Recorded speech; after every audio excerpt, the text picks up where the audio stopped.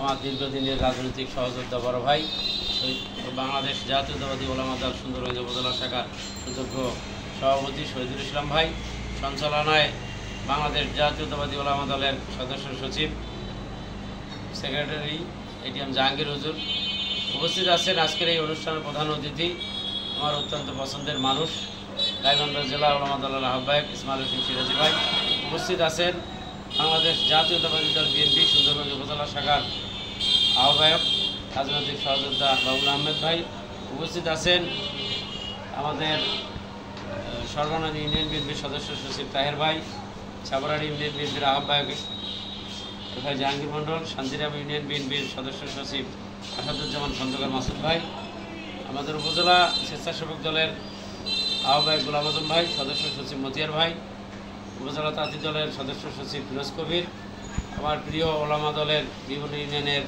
বড় ভাইরা, সকলের প্রতি রইলাম আসসালাম। আসসালামু আলাইকুম। আসলে মহান রাব্বুল আলামিন আমাদেরকে আজকে ওলামা দলের ভাইয়ের সাথে এরকম একটি সময় আলোচনা করার সুযোগ দিয়েছেন, এজন্য সকলে বলি আলহামদুলিল্লাহ। মহান রাব্বুল আলামিনের অশেষ রহমত যে আমরা এই 5 আগস্টের পরে জালেম সরকারকে হটিয়ে আজকে আমরা কথা বলতে পারছি। বাংলাদেশ জাতীয়তাবাদী ওলামা দলের ভাইদের উদ্দেশ্যে বলতে চাই, এমন একটি সময় আমরা যখন কথা বলছি তখন কিন্তু আস্তে আস্তে এই বিশ্ব থেকে বাংলাদেশ থেকে দিনের পথ যেটা বিলীন হওয়ার পথে চলে গেছে। মানুষ আজকে দিনের পথ থেকে বিচ্যুত হয়ে যাচ্ছে, মানুষের মধ্যে ইমানের উপস্থিতি কম হয়ে যাচ্ছে, মানুষের জীবনধারা যে পবিত্র কোরআন, সেই কোরআন থেকে মানুষ পিছিয়ে যাচ্ছে। এই মুহূর্তে আপনাদেরকে এগিয়ে আসতে হবে। আপনারা যদি এগিয়ে না আসেন তাহলে কিন্তু সমাজের পরিবর্তন হবে না, আর সমাজের পরিবর্তন যদি আমরা করতে না পারি তাহলে এই রাষ্ট্রেরও পরিবর্তন হবে না। এজন্য আপনাদের কিন্তু গুরু দায়িত্ব, আমরা মুসলমান হিসেবে আমাদের প্রত্যেকেই শুধু যে নামাজ ফরজ আছে, রোজা ফরজ আছে, এগুলোর পাশাপাশি দিনের যে কাজ করা, দিনের পথে চলা, দিনের দাওয়াত, এটাও আমাদের কাজ, এটা আমাদেরকে করতে হবে। প্রথমত আপনারা যে দীর্ঘ সময় আলোচনা করেছেন, আজকে প্রধান অতিথি আছেন, উনি আপনাদের কর্মী সভার দিক নির্দেশনা দিবেন। আমি আপনাদের উদ্দেশ্যে বলবো, এর আগেও ওলামা দলের ভাইদেরকে আমি বলেছি যে শহীদুল ভাই, জাহাঙ্গীর ভাই, আপনাদেরকে 2টা মানুষ ছিল ওলামা দলের। আজকে আমি ওলামা দলের সেদিন যে আমরা মিছিল করেছি এর সাথে কিন্তু ডাবল মানুষ ছিল। আজকে সিরাজি ভাইকে আমি বলতে চাই, ওলামা দলের কিন্তু এই গজল শুধু কর্মী না, এর সাথে ডাবল মানুষ সেদিন মিছিলে ছিল। রাত 8টায় মিছিলে আসতে বলছি, সকাল 11টায় কিন্তু এর সাথে ডাবল লোক নিয়ে শহীদুল ভাই, আমার জাহাঙ্গীর ভাই মিছিল করছে। আজকে একটু কম মনে হচ্ছে, এ ব্যাপারে শহীদুল ভাই, জাহাঙ্গীর ভাই ভালো বুঝতে পারবেন। তো এই তারাপুরের ভাই যেটা প্রথমেই বলেছিলেন যে আপনাদের যদি মূল্যায়ন করতে হয় আপনাদের ম্যান পাওয়ারটা আরও বাড়াইতে হবে। আজকে হাউস বাড়াইতেন আমাদের মনটা আরও ভরে যাইত। আপনি প্রত্যেকটা ইউনিয়নে, প্রত্যেকটা ওয়ার্ডে যদি 10 জন করে আপনারা কর্মী তৈরি করেন তাহলে কিন্তু আপনার ইউনিয়নে 90 জন হয়ে যায়। 90 জন হয়ে গেলে কিন্তু আপনাদেরকে এই দলের ক্ষেত্রে, সমাজের ক্ষেত্রে, সব ক্ষেত্রে কিন্তু আপনারা কাজ করতে পারবেন। আজকে শহীদ রাষ্ট্রপতি জিয়াউর রহমান, ওনার যে স্মৃতিগুলো আপনারা এই যে আমাদের এবার জাহাঙ্গীর মন্ডল বললেন সৌদি আরব, আমি সেটা বলবো না, উনি মারা যাওয়ার সময় ওনার বাক্স থেকে কি পাওয়া গেছে আপনারা জানেন? কি পাওয়া গেছে? এটা তসবিহ, এটা জায়নামাজ। কতটা উনি দিনের পথে ছিলেন, ইসলামের পথে ছিলেন। আজকে প্রত্যেকটা আলেম ওলামা যারা বক্তব্য দিয়েছেন সবাই কিন্তু শহীদ রাষ্ট্রপতি জিয়াউর রহমানের কথা বলেছেন, তাকে শহীদ কথাটা স্পষ্ট বলেছেন। বাংলাদেশের অনেক রাষ্ট্রপতি নিহত হয়েছেন, কাউকে কিন্তু শহীদ বলার নেই। তা জানাজায় দেখেছেন মানুষের কি উপস্থিতি। এই জন্য বাংলাদেশ জাতীয়তাবাদী দল বিএনপি কিন্তু ইসলামের পক্ষের একটা দল, এটা ইসলামের পক্ষের দল। এটাকে নিয়ে কোনো ওই যারা আজকে ইসলামের নাম ভাঙায় ব্যবহার করে তারা কিন্তু ছলনা করে, সেই ছলনা থেকে আমাদেরকে মানুষকে বাইর করে নিয়ে আসতে হবে। আমি কথা বাড়াইতে চাই না, শুধু একটি কথা বলতে চাই যে আজকে মূল্যায়ন চান, আমি উপজেলা বিএনপির সদস্য সচিব মাহমুদ প্রামাণিক বলতে পারি, এমন কেউ নাই ওলামা দলের ভাই বলতে পারবেন যে আমাকে ফোন দিয়ে পান নাই, এমন কেউ আছে? সবসময় আমার ফোন খোলা থাকে। আমাদেরকে ডেকে উপজেলা বিএনপির আহ্বায়ক সদস্য সচিবকে আপনারা ডাকছেন আর পান নাই, এমন কোনো কথা বলতে পারবেন। আমরা প্রস্তুত আছি, এই সুন্দরগঞ্জকে ধানের শীষের সুন্দরগঞ্জ আমাদেরকে করতে হবে, শহীদ রাষ্ট্রপতি জিয়াউর রহমানের সুন্দরগঞ্জ করতে হবে, এটাকে দেশ নেত্রী বেগম খালেদা জিয়ার সুন্দরগঞ্জ করতে হবে, জনাব তারেক রহমানের সুন্দরগঞ্জ করতে হবে। এই সুন্দরগঞ্জকে পরিণত করতে হলে 31 দফা রাষ্ট্র মেরামতের যে দেশ নায়ক তারেক রহমান দিয়েছে এটা মানুষের কাছে পৌঁছে দিতে হবে।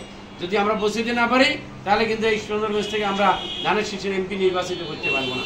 আপনারা জানেন এই সুন্দরগঞ্জে যদি ধানের শীষের এমপি নির্বাচিত না হয় তাহলে সুন্দরগঞ্জের উন্নয়ন হবে না। আজকে যে বৈষম্য মুক্ত বাংলাদেশ আপনারা করতে চেয়েছেন, এই বৈষম্য মুক্ত বাংলাদেশ করতে হলে এখানে অবশ্যই তারেক রহমান যে নতুন বাংলাদেশের কথা বলেছে, 31 দফা দিয়েছে, সেটার আলোকেই করতে হবে। তাই আমি বলবো যে আগামী দিনে আপনারা ওলামা দলের ভাইরা কাজ করেন, আমাদের প্রত্যেকটা ভাই যেন 5 ওয়াক্ত নামাজি হয় সেটা আমাদেরকে ঠিক করতে হবে, ইমানদার হয় সে বিষয়ে আপনারা কাজ করতে হবে। আগে আমাদের ভেতরে, দলের ভেতরে আপনারা কাজ করেন। যেমন কোন ভাই আছে দলের মধ্যে, ওয়ার্ডের মধ্যে নামাজ পড়েন, আপনারা নামাজের দাওয়াত দেন, ইসলামের পথে চলেন। আজকে মসজিদে আপনারা কথা বলবেন, দিনের পথে কথা বলবেন। আমি সেক্রেটারি সাহেবকে আমার মসজিদে নিয়ে গেছিলাম আমার একটা অনুষ্ঠানে, ওনাকে বলেছি যে প্রত্যেক জুম্মায় আমি বিভিন্ন মসজিদে যাই, আপনিও চলেন। যদি ওলামা দলের সেক্রেটারি আজকে মসজিদে যে এসে ইসলামের দাওয়াত বলে, কোরআন হাদিসের কথা বলে, আমাদের দল শহীদ রাষ্ট্রপতি জিয়াউর রহমান ইসলাম প্রচারের জন্য আজকে ওলামা দল গঠন করেছেন, সেটা যদি আজকে তুলে ধরতে পারি, মানুষের মধ্যে যেভাবে ভুল ভ্রান্ত ছড়িয়ে মানুষের ভোট নেওয়ার জন্য মানুষের জান্নাতের টিকিট বিক্রি করে মিথ্যে ধোঁকা দিয়ে যারা ভোট নেওয়ার চেষ্টা করে, তাদেরকে প্রতিহত করার জন্য এই ওলামা দলকে কঠিনভাবে পদক্ষেপ নিতে হবে। যদি আপনারা কঠিনভাবে পদক্ষেপ না হন, তাহলে আজকে সুন্দরগঞ্জের মানুষ দিশেহারা হয়ে যাবে। সেই দিশেহারা মানুষকে আজকে কাফেলার আলো হলো আপনারা আজকে আলো দেখাবেন, পথ দেখাবেন। আপনাদের মাধ্যমেই আগামী দিনে এই সুন্দরগঞ্জের সমাজের উন্নয়ন হবে, এই উপজেলার উন্নয়ন হবে, মানুষ আলোকিত হবে, ইসলামের পথে চলবে। এই প্রত্যাশা রেখে আমি আবারও বলতে চাই যে সুন্দরগঞ্জে আগামীতে ধানের শীষের যে এমপি হবে, আমি সুন্দরগঞ্জ উপজেলা বিএনপির সদস্য সচিব মাহমুদপুর আমানিক, আমি 2018 সালে মনোনয়ন উত্তোলন করেছিলাম, এবারও মনোনয়ন যাব। তারেক রহমান যদি মনে করে আমাকে মনোনয়ন দিবে, আপনারা সকলে আমার সাথে থাকবেন।